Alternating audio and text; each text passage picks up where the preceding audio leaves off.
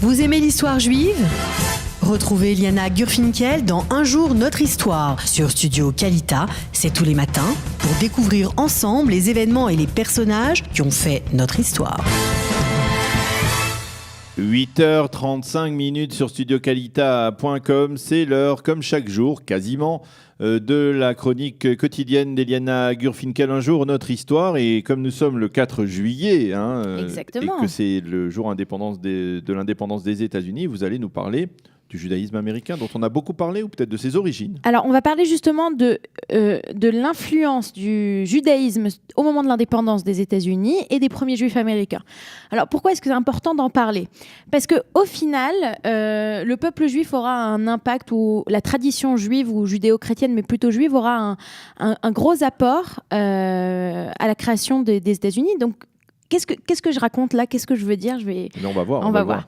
Alors, d'abord, c'est quoi la particularité de cet État américain qui est créé au XVIIIe siècle ? C'est la première fois dans l'histoire qu'on a un pays qui se crée d'emblée en tant que démocratie. Ça n'existe pas jusqu'à là.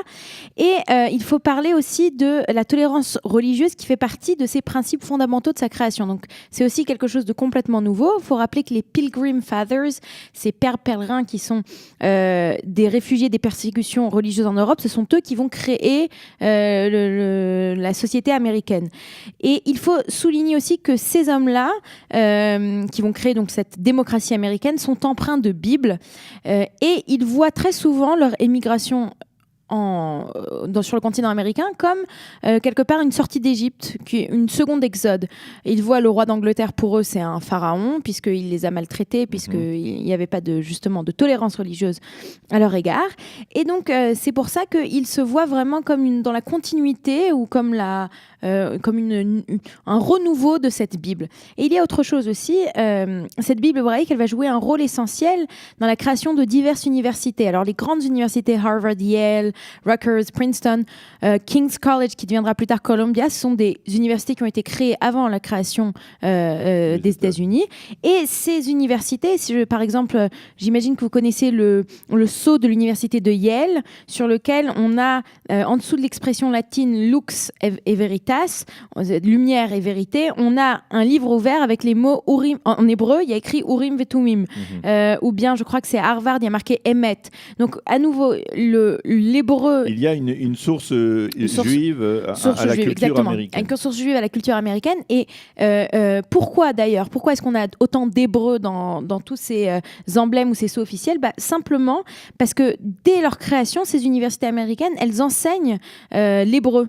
D'ailleurs, pour la petite histoire, elles enseignent la Bible et l'hébreu. Et pour la petite histoire, dans presque toutes les universités, quand les étudiants terminent leurs études, ils prennent la parole. Ils ont le choix entre 3 différentes langues pour faire leur discours de fin de cycle. Donc, il y a le latin et le grec classique et l'hébreu. Donc, c'est pour ça que l'hébreu est extrêmement présent.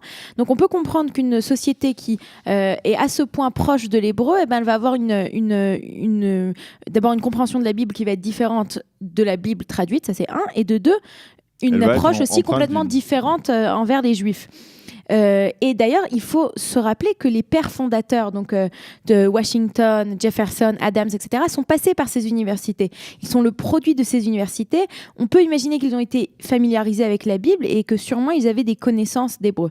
Alors les Juifs eux-mêmes, au moment de la création des États-Unis, au moment de la guerre d'indépendance, on a seulement 2000 hommes, ce qui est pas beaucoup, mais ils vont être actifs. C'est-à-dire, par exemple, en Caroline du Sud, à Charleston, presque chaque adulte mâle juif va lutter du côté donc, de la liberté, donc du côté non des Anglais, mais des futurs Américains. Il faut rappeler que les Anglais ne sont pas gentils et bons avec les Juifs. À nouveau, ils viennent du vieux continent. Ils arrivent avec tout un lot, un bagage antisémite, et ils continuent de l'appliquer aux États-Unis, enfin en Amérique, tandis que les nouveaux Américains, eux, n'ont pas tous ces préjugés. Et aussi, il y a une personne, on ne peut ne pas la rappeler, c'est Chaim Salomon, qui était un financier, un juif très riche et qui va prêter d'énormes sommes d'argent au Congrès continental. Et dans les derniers jours de la guerre, c'est lui qui va avancer au gouvernement américain $200,000, qui d'ailleurs ne vont jamais lui être remboursés, et il va mourir en état de faillite. Mais c'est entre autres grâce à cet apport financier énorme que les Américains vont réussir à gagner la guerre. J'aimerais juste citer, pour terminer, une lettre très, très connue du président George Washington, quand il est présent, lorsqu'on ouvre la première synagogue à Newport, dans l'État de Rhode Island, en 1790.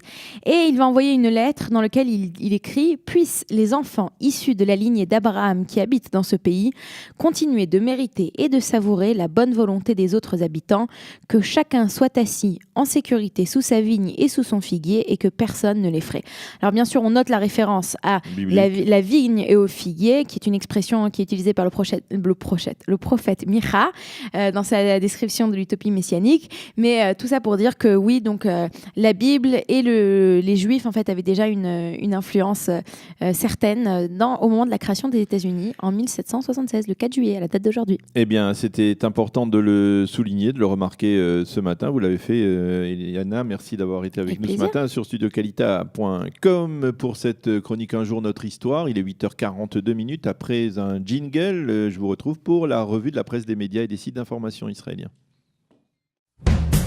Vous aimez l'histoire juive ? Retrouvez Liana Gurfinkel dans Un jour notre histoire sur Studio Kalita. C'est tous les matins pour découvrir ensemble les événements et les personnages qui ont fait notre histoire.